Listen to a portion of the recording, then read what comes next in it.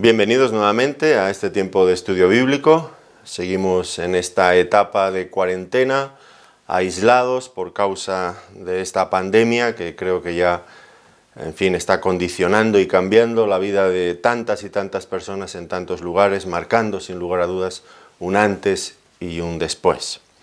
En todo caso, aunque en cuarentena y aquí solos, pero tenemos la oportunidad de usar la tecnología para seguir compartiendo la palabra de Dios, y esto es lo que nos proponemos con la ayuda del Señor en esta ocasión.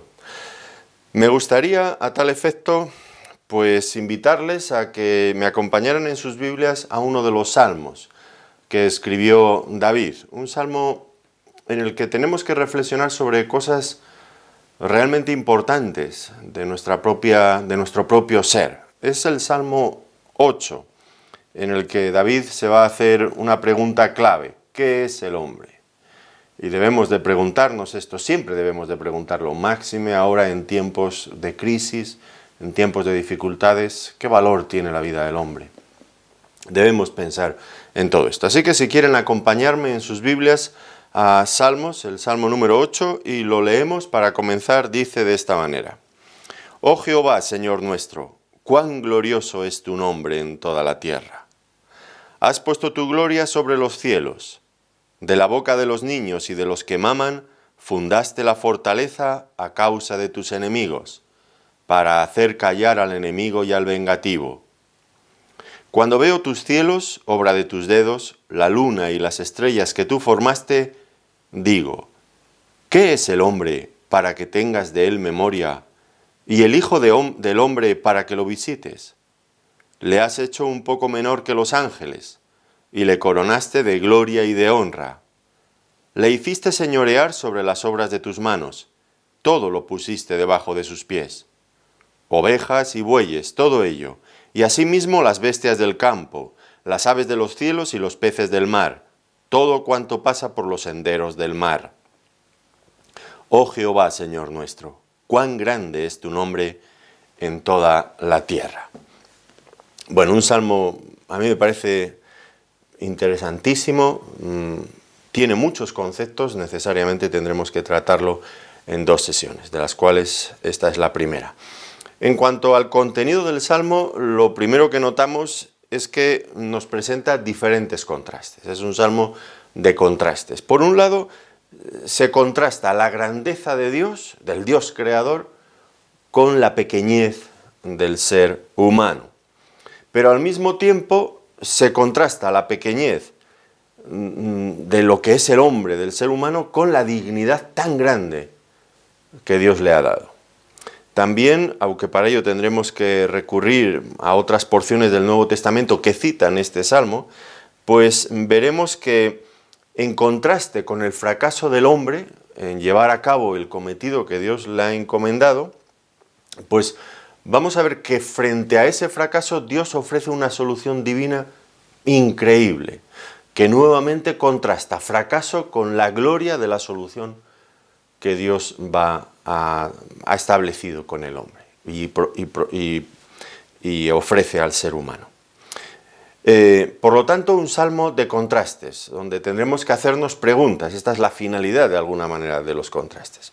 Pero además de contrastes vamos a ver más cosas, vamos a ver el asombro nos vamos a unir al rey David cuando escribió este salmo, y vamos a ver su asombro, y lo vamos a compartir, por supuesto que sí, el asombro viendo cómo Dios se ha revelado a través de su creación y especialmente a través del hombre, un ser tan singular, tan especial, único.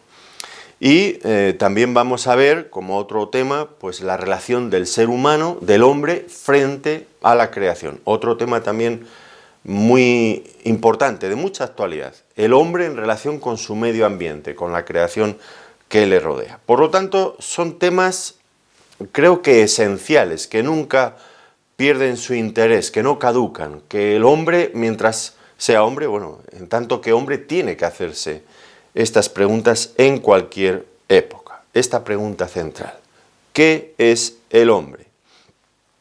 Y digo que el hombre se tiene que hacer preguntas, el hombre moderno también. Lo que pasa es que nuestra sociedad tecnológica, que tiene tanto a su alrededor para entretenerse, pues cada vez se hacen menos preguntas de este tipo y de otros muchos tipos, preguntas existenciales, fundamentales en la vida del ser humano. Miramos con cierto desprecio o con aires de superioridad a los hombres y mujeres del pasado, nos parecen muy ignorantes, pero uno echa la mirada hacia atrás y se da cuenta de que en otras épocas la gente pensaba, creo que mucho más que ahora. Había los filósofos griegos, incluso en otras épocas más oscuras había pensadores, gente que querían saber, que tenían interés, y eso calaba en la sociedad en algunos ámbitos, ¿no? La filosofía griega está clarísimo, bien que se podían equivocar en muchas cosas, pero estaban haciendo esfuerzos, entiendo que honestos, por encontrar una respuesta a estas preguntas. Hoy el ser humano de este tiempo es triste lo poco que se plantea estas cosas. Con la juventud, entretenidos con sus teléfonos móviles, con sus tablets, con sus ordenadores, las redes sociales, no les saques de ahí, todo su mundo está en esa pantallita pequeñita.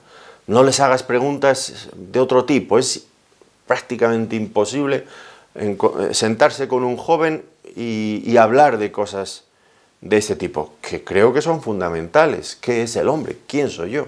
¿Qué soy? Y lo mismo ocurre con las personas mayores tantas veces. Pueden hablar de fútbol, pueden hablar de política, quizás, en fin, de cosas de ese tipo. Pero estas preguntas, qué poco se sienta la gente, qué poco en su foro interno o cuando conversan con otras personas se hacen preguntas de tal tipo. Miramos con ciertos aires de superioridad, como si los del pasado fueran pobres e ignorantes y nosotros ya, pero en realidad no nos preguntamos cosas que necesitamos preguntarnos para seguir viviendo.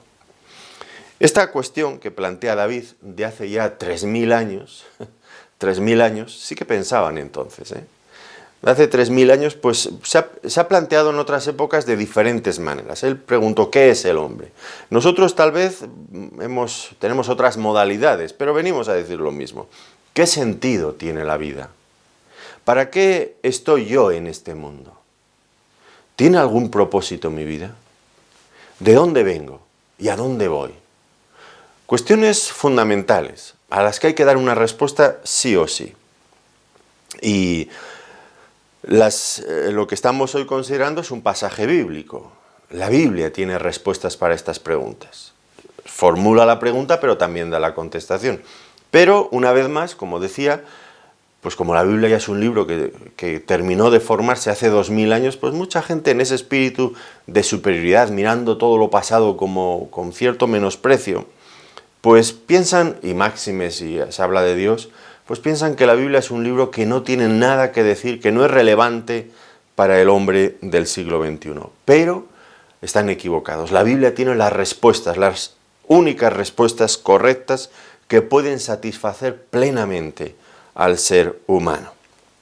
Veamos, por lo tanto, cómo comienza el Salmo. Dice, oh Jehová, Señor nuestro, cuán glorioso es tu nombre en toda la tierra. Y el rey David comienza el Salmo, como vemos, con una exclamación de alabanza, exalta la grandeza de Dios. Proclama al mismo tiempo su soberanía, eres el Señor de toda la tierra. Que este es un concepto muy interesante y único en la Biblia, porque en las religiones contemporáneas de aquel tiempo, pues cada pueblo, cada nación tenían sus propios dioses. Un pueblo tenía su dios, otro pueblo tenía su otro dios. Tenían dioses destinados para la caza, para la fertilidad, para el amor, para 1000 cosas. Pero no tenían este concepto de un Dios que gobernara, que fuera Señor de toda la tierra. Esto era algo distintivo de la revelación bíblica dada a la nación de Israel, el Dios de toda la tierra. Nosotros hoy nos parece algo normal, pero eso visto en el contexto en el que fue escrito la Biblia era algo que rompía todos los moldes. Porque la Biblia no es un libro escrito por hombres de su tiempo que transmitían lo que estaba de moda en aquella época. No, eran hombres que hablaban de parte del Dios eterno y transmitían conceptos que nunca caducan, que no cambian, que son convincentes en todo tiempo. Entonces, lo primero que proclama es esto, su admiración por Dios como creador de toda la tierra y su gobierno universal, sobre todo el mundo. Y por supuesto no se trata de una exclamación irreflexiva. David tuvo, para llegar a estas conclusiones que expresa en este salmo, tuvo que haber meditado profundamente y prolongadamente en todas estas cuestiones. Y ahora, pues sí, ahora por fin las pone por escrito y lo hace, desde luego, como estamos viendo, con asombro, pero también con reverencia, con gratitud hacia Dios. Fijémonos lo que dice, has puesto tu gloria sobre los cielos. Y yo ahora me imagino pues que David, que en su juventud fue pastor de ovejas, ¿cuántas noches no pasaría pues velando los rebaños, vigilándolos, cuidándolos de los enemigos, de los peligros, de los lobos o de ladrones, salteadores, de otras cosas, ¿no? Y en medio de las noches, en esos cielos claros, no intoxicados por la iluminación y la contaminación de las grandes ciudades, un cielo claro una noche, ver todas las estrellas es sin duda una experiencia sobrecogedora. Y nosotros, si en alguna ocasión hemos tenido esa posibilidad, que cada vez la tenemos menos viviendo dentro de grandes ciudades, pues es algo asombroso, te da una sensación increíble mirar el universo, los astros, y él quedó impresionado, evidentemente. Pero si David quedó impresionado con lo que veía, que es lógico, nosotros aún tenemos muchísimas más razones para estar más impresionados, si cabe, que él. ¿Por qué razón? Porque David pues no tenía ni idea por ejemplo, de las leyes que rigen, que controlan, que mantienen el orden los planetas, las estrellas. No tenía ni idea de todo eso. Ahora nuestros científicos nos explican las leyes matemáticas exactas que rigen los movimientos de tal forma de estos planetas, de los astros, de tal manera que, por ejemplo, aquí en la Tierra pueda haber vida. Y todo tiene que estar perfectamente sincronizado, porque si no, todo se viene abajo. Es algo asombroso la sincronización matemática, leyes matemáticas. David no tenía ni idea de todo esto. Tampoco tenía ni idea del tamaño de las estrellas. Él las veía como puntitos luminosos en el firmamento, pero no tenía idea de qué tamaño tenían. Ni tampoco tenía ni idea de la distancia que había entre unas y otras. Simplemente las veía. Es un escenario precioso, pero pues no sabes, viéndolo en el universo así no tienes ni idea. No tenía ni idea, por ejemplo, de que el Sol pues se encuentra casi a 150 millones de kilómetros de nuestro planeta Tierra. 150 millones de kilómetros de nuestro planeta Tierra. Y aún así sigue proporcionándonos luz y calor para mantener casi, la inmensa mayoría de formas de vida que encontramos en este planeta. Y tampoco tenía ni idea de que la Tierra es 1.300.000 veces más pequeño que el Sol. Tampoco tenía ni idea. Y a pesar de eso, pues el Sol tampoco sabía él que es una estrella relativamente pequeña dentro del conjunto de estrellas que hay en este universo. Y tampoco sabía que el Sol, la Tierra forman parte del sistema solar, que a su vez forma parte de una galaxia, de la Vía Láctea, y que en realidad pues es una galaxia que está formada por otros 200.000 a 400.000 millones de estrellas. Y con todo eso, pues tampoco es una galaxia excesivamente grande, las hay iguales, las hay más grandes y hay más, nos dicen los científicos. Si David hubiera tenido la posibilidad, la experiencia de llegar a ver a través de un potente telescopio como de los que ahora disponemos todo el universo, si quedó maravillado viendo la hermosura de todo ese firmamento en una noche clara, ¿qué sería si conociera todos estos datos? Nosotros, sin lugar a dudas, tenemos muchas más razones para quedar sobrecogidos y asombrados por la inmensidad del universo. Si a primera vista a simple vista impresiona, cuanto más con todo el conocimiento que tenemos hoy día. Y la belleza, una vez que podemos verlo de cerca, la belleza que exhibe todo lo que encontramos en nuestro planeta. Desde las leyes matemáticas, la coordinación, la exactitud y la belleza, la fuerza, el poder. Todo eso, según David, pues ensalza y magnifica al Dios creador. Él lo expresó en otro salmo, en el Salmo 19, versículo 1, dice: los cielos cuentan la gloria de Dios y el firmamento anuncia la obra de tus manos. Los cielos cuentan la gloria de Dios. Es como si fueran un libro abierto que están expresando la gloria de Dios. No vemos a Dios, evidentemente, no lo vemos, pero conocemos a Dios a través de sus obras.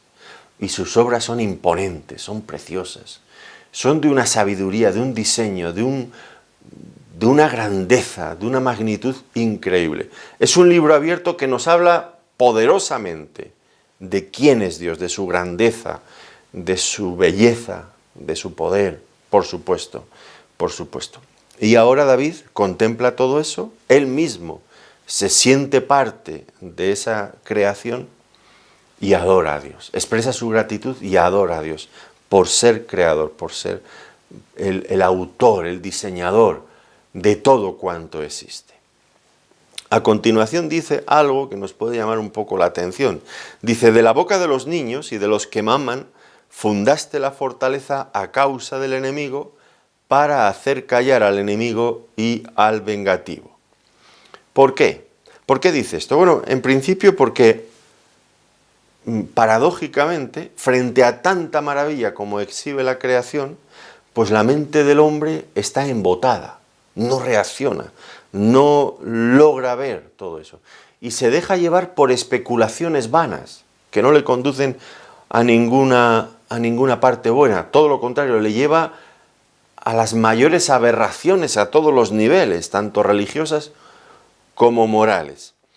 Y de alguna manera también, evidentemente, se constituyen cuando ignoran a Dios, cuando ignoran sus obras, cuando no le quieren dar todo el reconocimiento que Él se merece por habernos hecho, por haber hecho el lugar donde vivimos, pues el hombre se constituye en enemigo de Dios, aunque Él diga que no, pero sí. Esa es lo que dice la Biblia. Fíjense otro pasaje en Romanos, en el capítulo 1, versículo 20, que vuelve a hablar de estas cosas.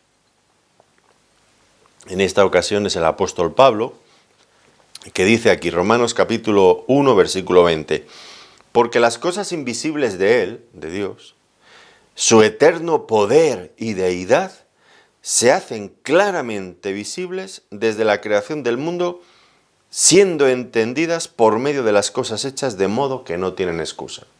Fíjense bien lo que está diciendo aquí, ¿no? Que a Dios no lo vemos, es invisible, pero las cosas invisibles de Dios, como su poder o su deidad, se hacen claramente visibles a partir de la creación del mundo. Y este es un argumento convincente. Hoy el hombre moderno dice: a mí no me convence, yo no creo que Dios haya creado todo esto. Pero Dios dice: esto es convincente. Dice: porque habiendo conocido a Dios, lo han conocido a través de sus obras.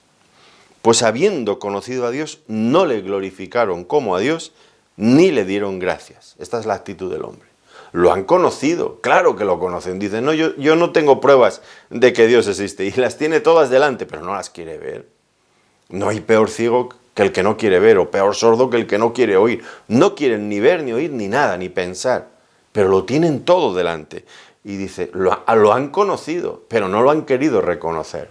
No le han querido dar gracias. Dice, y aquí es donde llegamos, sino que se envanecieron en sus razonamientos y su necio corazón fue entenebrecido. Es decir, se envanecieron en sus razonamientos, empezaron a pensar, a elucubrar, a imaginar cosas. ¿Y a dónde les llevó eso? Pues sus pensamientos en primer lugar fueron entenebrecidos. Dice, profesando ser sabios se hicieron necios. Y esa necedad se manifiesta en varias cosas, dice. Cambiaron la gloria del Dios incorruptible en semejanza de imagen de hombre corruptible, de aves, de cuadrúpedos y de reptiles. Primero la idolatría. Cambiar al Creador por la creación y elevar la creación al nivel de Dios. Tomaban los peces, cualquier cosa de la creación y hacían de ello un Dios. Hoy pues idolatramos otras cosas de la propia creación, lo material, el sexo, otras muchas cosas. Están idolatradas. La creación elevada al nivel de Dios. El hombre hoy ocupa el lugar de Dios, que es parte de la creación también. Y dice, y por lo cual, en ese proceso de entenebrecimiento intelectual y de bajeza moral a la que les va conduciendo el negarse a aceptar, a reconocer a Dios, dice, llegan a la idolatría, pero aún más.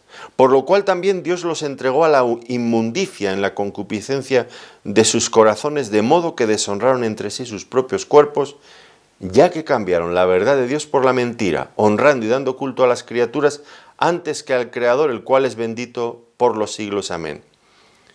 Por esto Dios los entregó a pasiones vergonzosas, pues aun sus mujeres cambiaron el uso natural por el que es contra naturaleza. Y de igual modo también los hombres, dejando el uso natural de la mujer, se encendieron en su lascivia unos con otros, cometiendo hechos vergonzosos hombres con hombres y recibiendo en sí mismos la retribución debida a su extravío. En esa caída descendente van perdiendo su dignidad, y habla incluso de la idolatría, de la homosexualidad y otras cosas como cosas que degradan al ser humano. Bien que hoy el hombre no lo ve así y llaman al día del orgullo gay como eso, el día del orgullo, pero bueno, desde la perspectiva de Dios, evidentemente está en contra de la perspectiva que el hombre de hoy tiene. Se han envanecido en sus razonamientos. ¿Por qué? Porque no han querido reconocer al autor, al creador de este mundo. Siempre me entiendo esto, ¿no? Que el hombre moderno, por lo menos en esta parte del mundo, cada vez se valora más el copyright, los derechos de autor de una obra intelectual o de una creación artística. ¿Y por qué a Dios no se le reconoce sus derechos y su autoría? No, es el único al que no se le reconoce nada, cuando en realidad Él lo ha creado todo. Es increíble, es inaudito, paradójico. Y entonces, frente a esa enemistad del hombre que no quiere reconocer a Dios y empieza a razonar envanecido y le lleva, esas conclusiones que saca le llevan a devaluarse como ser humano y en convertirse en enemigo de Dios, dice ahora, frente a esta hostilidad del ser humano contra Dios, Dios ha establecido una fortaleza. ¿Cuál es esa fortaleza? De la boca de los niños y de los que maman fundaste la fortaleza. Son esas personas sencillas que expresan la grandeza de Dios que los enemigos ignoran. Y esto ocurrió ya en la vida del Señor Jesucristo, en su ministerio aquí. Él citó este versículo, por cierto, recuerdan ustedes, cuando el Señor empezaba a recorrer las sinagogas, hacía milagros. Llegando ya a la recta final de su ministerio, cuando por última vez llegó a Jerusalén en la fiesta de la Pascua, en aquellos días, poco después, en unos pocos días iba a ser crucificado, una semana después iba a ser crucificado, pues al entrar en Jerusalén le aclamaban, Hosanna, bendito el que viene en el nombre del Señor. Y entonces los líderes religiosos enfadados, aquellas autoridades intelectuales que lo sabían todo o casi todo, líderes morales, intelectuales del mundo de aquel entonces, le dijeron al Señor, pero Señor, ¿por qué permites esto? Diles que se callen, que no hablen así, exaltando al Señor como Hosanna, el que viene en el nombre del Señor. ¿Y qué les dice el Señor? Bueno, vamos a leerlo. Mateo capítulo 21, versículo 15 al 16. Pero los principales sacerdotes y los escribas, viendo las maravillas que hacía, y a los muchachos aclamando en el templo y diciendo, Hosanna al Hijo de David, se indignaron y le dijeron, ¿oyes lo que estos dicen? Y Jesús les dijo, sí. ¿Nunca leísteis? Y aquí venimos al Salmo 8. De la boca de los niños y de los que maman, perfeccionaste la alabanza. Y esto siempre ha sido así. Los sabios de este mundo, pues desprecian en muchas ocasiones, no en todas, pero en muchas ocasiones, desprecian a Dios y el testimonio que Dios ha dado. Pero ese es un testimonio que a su vez lo recogen los niños, que aquí entiendo que se refiere Pues a hombres y mujeres, como los que había en aquella ocasión cuando aclamaban al Señor también, hombres y mujeres que humildemente reconocen la revelación de Dios.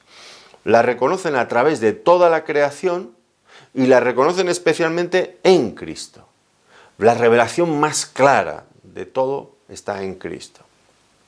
Porque es verdad, la creación pues nos habla del poder, de la divinidad de Dios, de su sabiduría, de su sensibilidad, de mil cosas, pero no nos habla de los grandes problemas del ser humano, de los problemas morales, de lo que piensa Dios de nosotros, de cómo solucionar las crisis por las que atravesamos, de qué hay después de la muerte. Todo eso nos vino en Cristo.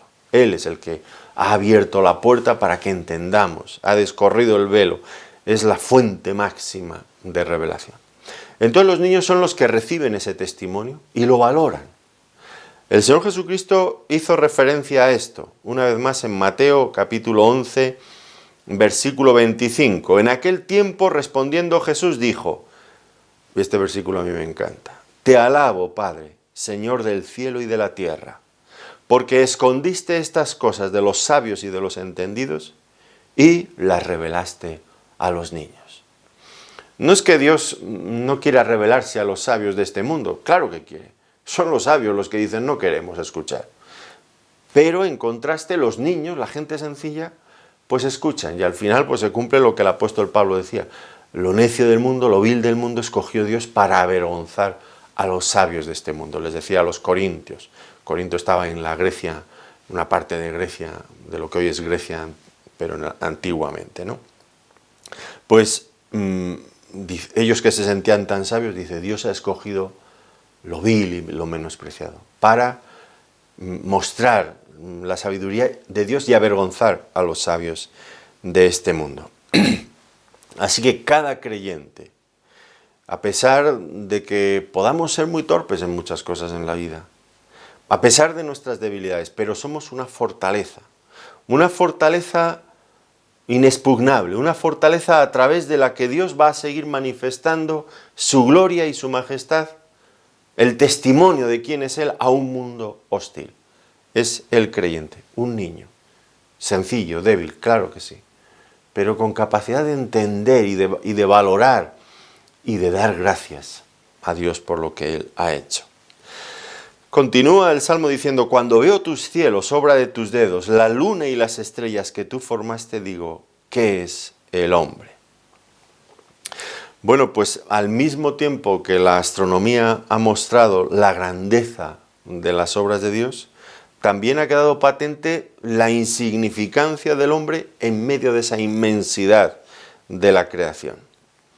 Si el planeta Tierra, antes hablábamos de las distancias y de los tamaños, si el planeta Tierra pues es una mota de polvo en el universo, podríamos decir, el planeta Tierra una mota de polvo en el universo, pues ¿qué es entonces el hombre?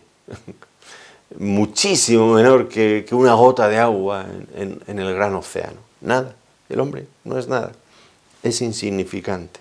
Por otro lado, si lo pensamos bien, el Sol, la Tierra llevan aquí muchísimo tiempo, miles de años. Y el hombre es una sombra, una neblina, que hoy está y que mañana desaparecerá. No es nada, no es nada. Se desvanece rápidamente. Así que desde este punto de vista el hombre es insignificante tanto en el espacio como en el tiempo. No es nadie comparado con la inmensidad del universo, no es nadie comparado con el breve espacio de tiempo que permanece en este mundo. Las rocas, las piedras que nosotros vemos, pues han visto pasar generaciones y generaciones de hombres. Ahí están, nosotros vamos y venimos, ya no estamos. Por otro lado, si le preguntamos a un científico qué es el hombre, los científicos que lo ven todo, la física, pues, y no ven más allá, pues un científico nos diría, pues un hombre es el conjunto de un montón de elementos químicos. Y empezarían a desglosar esos elementos, oxígeno, carbono, hidrógeno, nitrógeno, calcio, fósforo y algunos otros. Y le diría las proporciones en las que cada uno de nosotros se manifiesta esta composición, ¿verdad? Bueno, pues realmente oxígeno, carbono, hidrógeno, nitrógeno, calcio, fósforo, pues son elementos que se pueden comprar por muy poco dinero, realmente por muy poco dinero. ¿Qué es el hombre entonces? Desde esa perspectiva, ¿qué es el hombre? Pues tampoco nada, nada, realmente muy poquita cosa. Pensemos un poco más. Por lo que se ve, o hasta donde llegan a... Bueno, la revelación bíblica creo que lo deja claro, pero aún así siempre hay personas que buscan otras formas de vida en el universo. Pero hasta donde sabemos, por muchas señales que mandamos al espacio, no encontramos ninguna respuesta de seres inteligentes en el universo. ¿Y será que el hombre, o qué soy yo como hombre, qué es el hombre como ser consciente de su propia existencia en medio de un universo inmenso? ¿Qué soy yo en medio? Yo soy consciente de mi existencia, pero como hombre, pero y el resto del universo no hay ningún otro ser capaz de pensar de esta forma. ¿Y por qué nosotros? ¿Por qué solamente nosotros? ¿Por qué solamente el hombre en medio del universo? Y en este planeta Tierra, que actualmente ya hay más de 7.000 millones de personas, que se dice pronto, 7.000 millones de personas en esta Tierra, ¿qué soy yo en medio de tantas personas? ¿Soy importante para alguien? ¿Para qué estoy aquí? ¿Cuál es mi futuro? ¿Cuál es mi destino? En realidad todas estas preguntas, y cuantas más nos hagamos, lo que nos hacen percibir es que el hombre es muy pequeño, muy pequeño. En medio de todo lo que le rodea, es insignificante, ya digo, en el espacio y en el tiempo. ¿Y por qué, sin embargo, tiene esta dignidad, estas capacidades que tiene? Aquí, a continuación, David va a darnos cierta respuesta. Le has hecho poco menor que los ángeles, y lo coronaste de gloria y de honra. Es verdad, el hombre es insignificante en relación al espacio y al tiempo. Sin embargo, y aquí está lo que marca toda la diferencia, sigue siendo objeto del interés, de la atención especial de Dios. Eso es lo que hace del hombre alguien especial, que Dios se ha fijado en él. ¿Por qué? Bueno, primeramente veamos cómo otros autores bíblicos hacían estas mismas reflexiones. En este caso Job, mucho antes que el rey David. Job capítulo 7, versículo 17. ¿Qué es el hombre para que lo engrandezcas y para que pongas sobre él tu corazón? Esta es la clave, ¿no? ¿Por qué el hombre es alguien tan especial? Porque Dios lo ha engrandecido, porque Dios ha puesto sobre él su corazón. El Salmo 144, versículo 3 dice: Oh Jehová, ¿qué es el hombre para que en él pienses? ¿O el hijo del hombre para que lo estimes? ¿Qué es? Y es la pregunta que nos hacemos. Viendo que Dios toma interés en el hombre, ¿qué es el hombre para que Dios le preste atención? Y David nos da la clave. Fíjense en este versículo que acabamos de leer.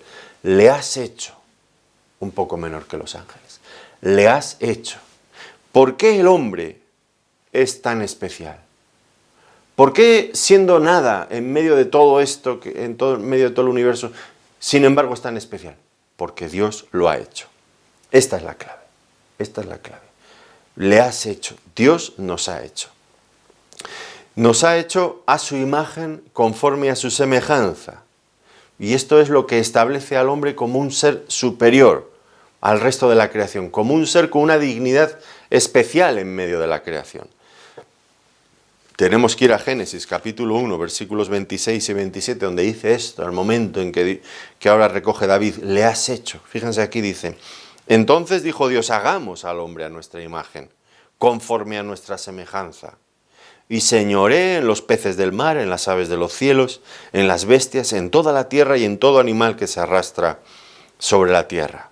Y creó Dios al hombre a su imagen. A imagen de Dios lo creó, varón y hembra los creó.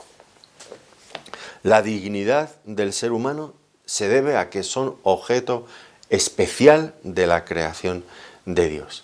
Tal como el hombre y la mujer salieron de las manos de Dios, eran imagen de Dios. Por supuesto, esta imagen, esta semejanza, pues hay que entender que evidentemente pues hay una distancia enorme, infinita, entre las cualidades de Dios y las del hombre, pero está hecho a su imagen. ¿En qué sentido? Bueno, es poseedor de dones especiales, facultades intelectuales, morales, espirituales, tiene conciencia de sí mismo, de su existencia, tiene conceptos como Dios, de justicia, de amor, de santidad, tiene personalidad, y esto es fundamental, tener personalidad. Dios nos ha hecho personas, y Él es una persona, lo que implica que podemos relacionarnos con Dios. Por eso, porque nos ha hecho a su imagen y semejanza. Y es precisamente en esa comunión, en esa relación, donde el hombre encuentra la plena realización de su ser. Si el hombre es especial, es porque Dios lo ha hecho especial, porque somos objetos especiales de su creación.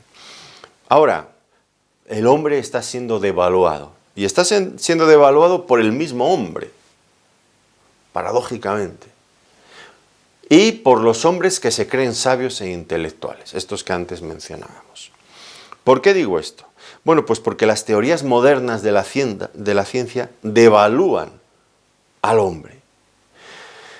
Lo que la Biblia dice aquí, Dios ha hecho al hombre, pues es constantemente ridiculizado, puesto en tela de juicio, bueno, rechazado directamente por los científicos, por una importante mayoría de la comunidad científica de este mundo. Por el contrario, ellos salen ahí prepotentes. A mí me parece que es una actitud prepotente, asegurando que saben lo que pasó hace miles, dicen ellos, miles de millones de años. Y se sienten con la capacidad de hablar de lo que estaba pasando en este mundo cuando todavía no existía hace miles de millones de años. Y lo dicen así.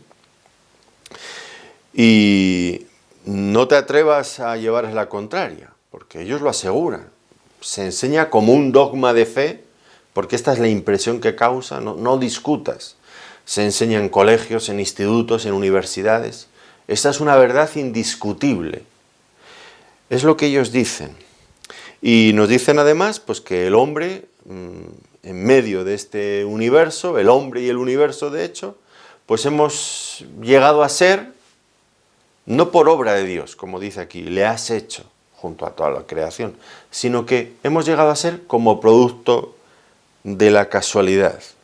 Hechos fortuitos, que finalmente pues dieron a luz el universo tal como lo conocemos, dieron a luz al hombre tal como lo conocemos.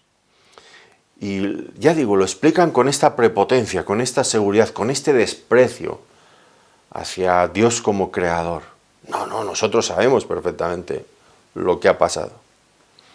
Y son verdades incuestionables, a pesar de que en realidad son solamente teorías especulativas, teorías, porque no hay una sola teoría, hay un conjunto de teorías, la teoría del Big Bang, la teoría de la evolución, teorías que se enseñan como hechos, pero que son solamente teorías imposibles de demostrar científicamente. Imposibles de demostrar científicamente, porque la ciencia lo que hace es repetir una y otra vez las mismas cosas, tomar datos, y no va a ser posible volver a crear nada. No, es todo especulación pura y dura. Y saben perfectamente lo que ocurrió. Y yo, en fin, a mí siempre me llama la atención esta forma en la que ellos hablan, ¿no? Dicen, encuentran un trocito de hueso, un fósil. Dice, esto fue de hace tantos miles y millones de años, yo qué sé. Y el hombre vivía a partir de un trocito de hueso insignificante, que usted lo ve y dice, pero esto no tiene nada. Bueno, le sacan la edad, de qué murió, qué comió aquel día, cómo era la gente, qué hábitos tenían, lo saben absolutamente todo. Claro, lo saben. Y puede ser todo mentira. Pero como el del hueso, el propietario del hueso ya no se va a levantar para decir estáis totalmente equivocados, pues ellos pueden decir lo que quieran de él.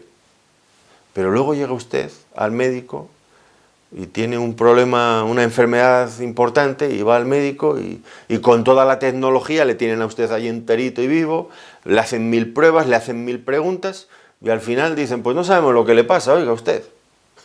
Saben lo que le pasaba a aquel y de qué murió aquel de hace montones de años, miles y miles de años, y no saben lo que le pasa a usted. Claro, es que si usted dice, le dicen, usted comió tal cosa y esto le ha sentado mal, usted va a decir, no, yo no comí tal cosa ni me sentó mal porque yo no la comí. Pues ya, usted lo puede discutir, pero como el otro no lo puede discutir, pues dirán lo que les dé la gana.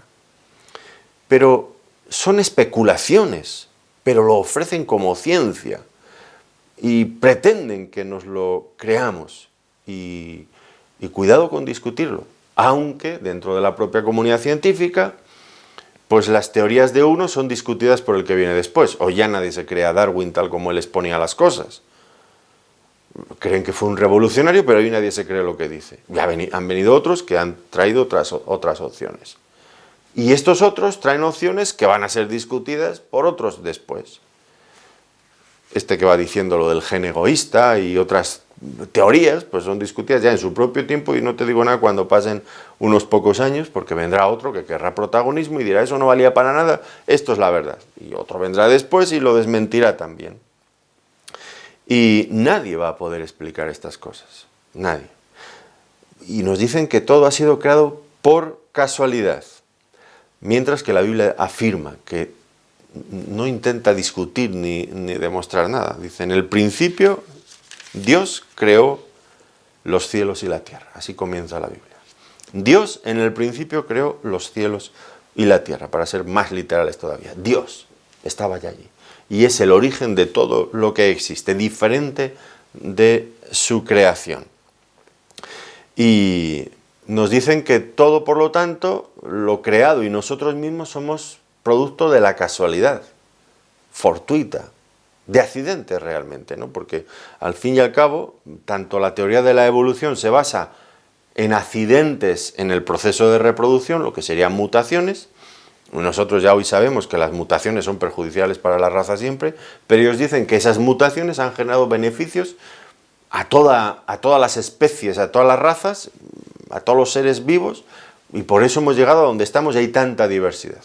Un contrasentido. Sabemos que una mutación es perjudicial, sin embargo nos dicen que es a base de accidentes, de mutaciones, que la evolución se ha producido y cada vez se ha ido aportando nuevas mejoras a cada especie, dejando otras atrás porque no han logrado adaptarse a los nuevos cambios.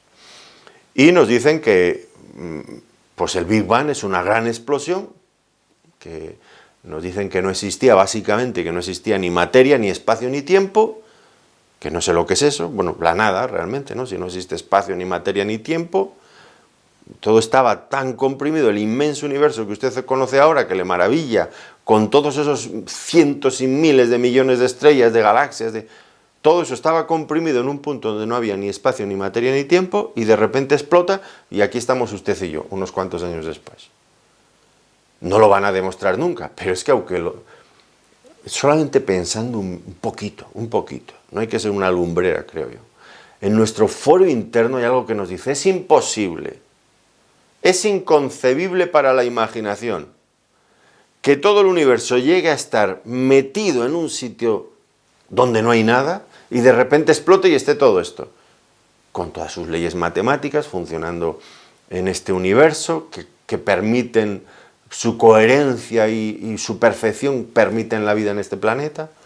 El ser humano, un ser consciente, inteligente, consciente de su propia existencia. Oiga, ¿cómo el ser humano ha llegado a ser consciente de su existencia? ¿Por qué proceso químico? ¿Por qué el hombre sí y otras especies no? ¿Por qué? Pues todo el resultado de una explosión fortuita de un gran accidente cósmico. No nos lo creemos. Y la gente se lo cree porque no piensa, pero si lo pensara y le preguntas a la inmensa mayoría de los que creen en la teoría del Big Bang en qué consiste el Big Bang, y nadie se lo va a saber explicar, porque es que es inexplicable realmente. Nos dirán, no, es que usted no lo entiende porque hay que ser muy listo para entenderlo. Y usted, como no tiene capacidad intelectual, no lo entiende. Y entonces, como nos tratan así, como si fuéramos tontitos, pues ellos que son los sabios, esto está clarísimo. Mire, no está claro. Y a nosotros no seremos niños, pero no nos van a engañar. No, yo no. A mí me parece tan, en fin, carente de sentido y de razón y de lógica creerse estas cosas, que yo soy un producto de la casualidad, un gran accidente, y que mi vida, por lo tanto, no tiene ningún sentido, que soy un accidente, fruto de un accidente impersonal, la agrupación simplemente de un montón de elementos químicos aquí formados y aquí estoy yo. Miren, piensen un poco. Antes he dicho de qué está formado el ser humano, de los componentes químicos de los que está formado. Bien, el hombre, con toda su tecnología de hoy día, dele usted todos esos componentes en esa proporción exacta, déselos al hombre. Y hagan vida de ello. Y hagan un ser personal, un ser inteligente. Que lo hagan. No somos capaces con toda nuestra tecnología. Claro que no son capaces. Pero sin embargo nos tenemos que creer que sí que es posible que todo eso haya surgido por casualidad, por accidente. Ellos con esos mismos elementos y toda la tecnología y todo su saber no son capaces de formar un hombre y darle vida, pero sí que ha podido ser formado por casualidad, por un accidente, por un cúmulo de accidentes. ¿Pero en qué cabeza entra? ¿Pero a dónde tenemos que llegar para creernos esas cosas? Tenemos que apagar nuestro cerebro para creernos eso. Alguien que esté pensando no puede creerse eso. Ahí tiene usted un hombre formado, completo, que se le acaba de morir. Y está completo. No le falta nada, pero se le ha ido la vida. Dele vida. ¿Por qué no pueden darle vida si ya lo tienen formado? Porque la vida es algo increíble. Es lo que Dios ha creado, vida. Pero no, esto ha salido por casualidad. Pues si es por casualidad, déjalo ahí muerto. Ya verá como dentro de un rato resucita y vuelve a vivir, porque por casualidad, por un accidente, no pasa. No pasa. Yo sé que estoy llegando al absurdo en las reflexiones que estoy haciendo.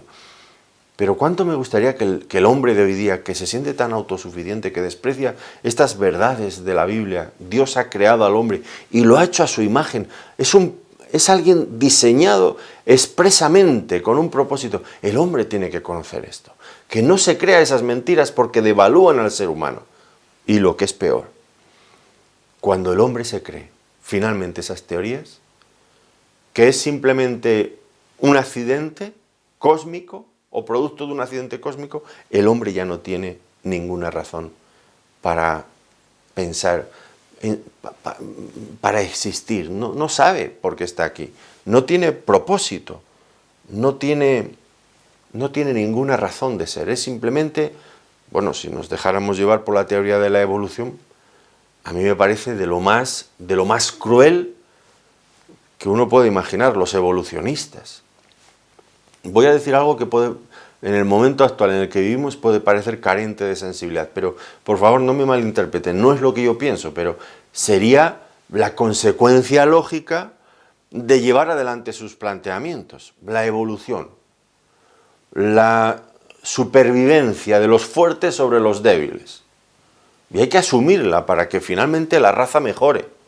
Y ahora nos encontramos en un mundo sacudido terriblemente por este virus que nos ha encerrado a todos en casa y que está haciendo estragos especialmente entre las personas mayores, los débiles, los que tienen patologías previas.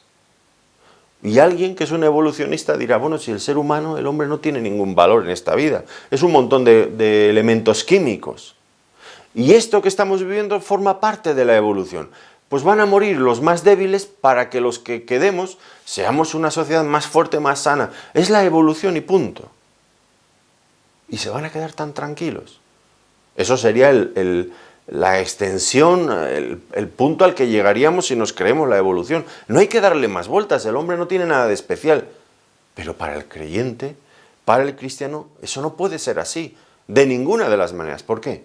Porque el hombre, aunque sea el más débil de los hombres, el hombre más enfermo de los hombres, mientras es hombre, mientras tiene aliento de vida, está hecho a la imagen y semejanza de Dios. Y eso le confiere un valor único.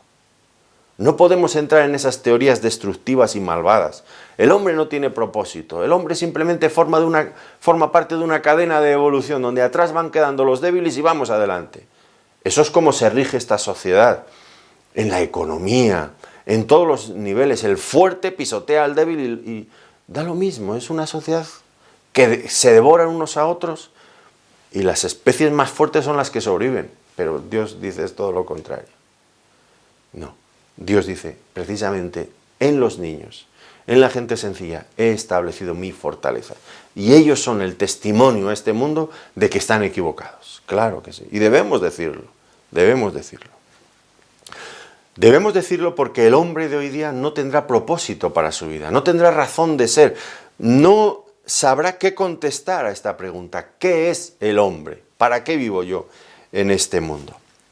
Miren, hace algún tiempo Steve Jobs, el creador de los ordenadores de la manzanita mordida, de los Apple, pues bueno, ya recuerdan ustedes su historia, fue un poco convulsa, le despidieron de la propia empresa donde que él había creado, y en ese tiempo formó otra empresa, y junto con otro señor que se llamaba John, bueno, un apellido en inglés para mí impronunciable, pues pensaron en crear la primera película animada por ordenador, que se llamó Toy Story.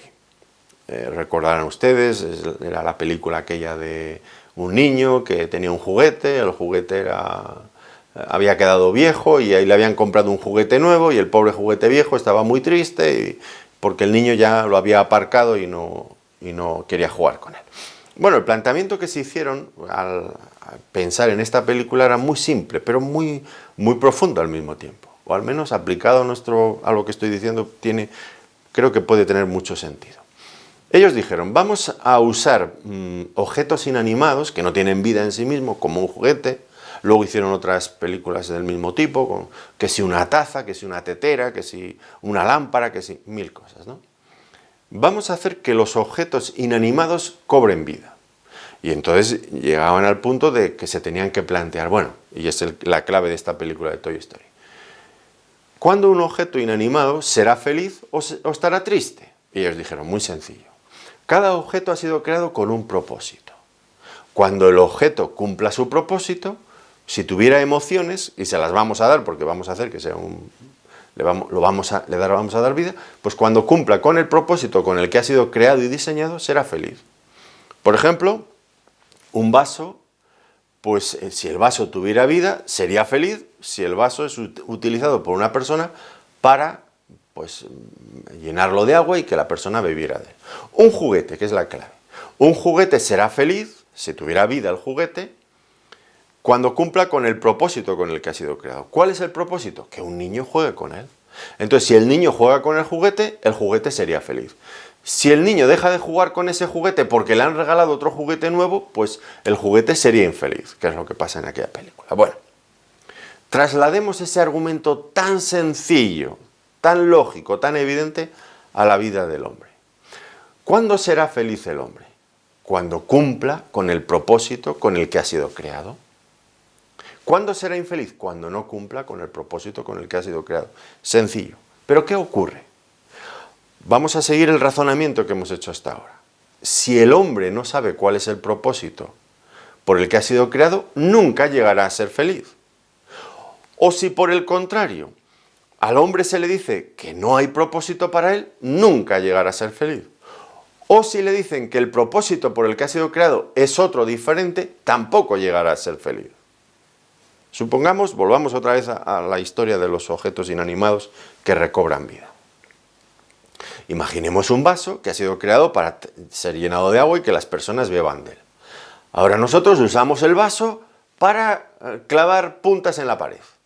Evidentemente, ese vaso no ha sido creado con ese propósito. ¿Qué le va a pasar al vaso? Si el vaso tuviera vida, sufriría a cada golpe que le diéramos y finalmente se destruiría. ¿Qué le pasa al hombre cuando no entiende, cuando no sabe, cuando no actúa de acuerdo con el propósito con el que ha sido creado? Pues que sufre y se destruye. Y miren ustedes las vidas de tantas personas en este mundo sufriendo y destruyéndose. ¿Por qué? Porque o no conocen el propósito de Dios para sus vidas, o no quieren vivir conforme al propósito de Dios para sus vidas. Y eso es lo que al final le crea esos graves conflictos y esos graves problemas. ¿Cuál es realmente la razón última por la que el hombre ha llegado a la conclusión de que todo esto que existe, nosotros mismos, somos objetos de la casualidad? Porque el hombre es malo. El hombre es malo y no quiere reconocer a su Creador. El hombre está en permanente rebeldía contra él. Por eso el Salmo habla de los enemigos, para dar testimonio a los enemigos, a estos que se niegan a reconocer la verdad. El hombre está enemistado contra Dios. El hombre pretende ser autosuficiente, pretende decir no necesito a Dios, yo ya tengo todo lo que necesito por mí mismo, pero eso es falso. Y claro, tiene que dar algún tipo de argumentación, porque a todas luces todo parece manifestar que el hombre es un diseño creativo muy grande, muy importante, algo único. Decir que es por casualidad, nunca la casualidad ha generado este tipo de cosas, nunca. Es una experiencia desconocida para el ser humano, que la casualidad genere cosas tan bellas, tan sofisticadas, tan completas, tan perfectas. No, no, desde un ojo humano o el ojo de una mosca. Esas cosas nunca se crean por casualidad, nunca las vemos en nuestra experiencia. ¿Por qué el hombre insiste tanto en decir que sí, que es por casualidad y por accidentes? Solamente hay una razón: el hombre no quiere reconocer a Dios en sus vidas. Pero este mismo hecho es el que deja al hombre desprovisto de razón, de la única razón válida para su existencia. Entonces, ¿cómo será el hombre feliz? ¿Cómo se desarrollará el hombre plenamente? Cuando entienda, como acabamos de leer, le has hecho, que el hombre es una creación de Dios y que en tanto que no use esa personalidad que Dios le ha dado cuando le creó a su imagen y semejanza para relacionarse con Dios, no podrá ser de ninguna manera, no podrá estar completo ni vivir feliz. El hombre de hoy día sigue dándose golpes contra la pared, cabezazos contra la pared diciendo sí, esto es así, y destruyendo sus vidas, llenando sus vidas de infelicidad, de amargura, de tristeza, de una vida sin razón, sin propósito, sin sentido. Es necesario volver al origen de las cosas. Sí, ya sé que esto que he dicho hoy, pues para la gente inteligente y sabia, esos que tienen sus paredes en sus despachos llenas de títulos y de doctorados, pues yo soy un pobre ingenuo, un simplón. Vale, sí, ya lo sé. Pero la Biblia sigue hablando y sigue diciendo la verdad. Y ya no es una lucha para saber quién es más listo. A mí no es eso lo que me preocupa. Lo que me preocupa es que las personas que rechazan lo que la Biblia dice, finalmente quedan sin razones, sin propósito para la vida. ¿Y la vida, al final, qué es? Comamos y bebamos porque mañana moriremos.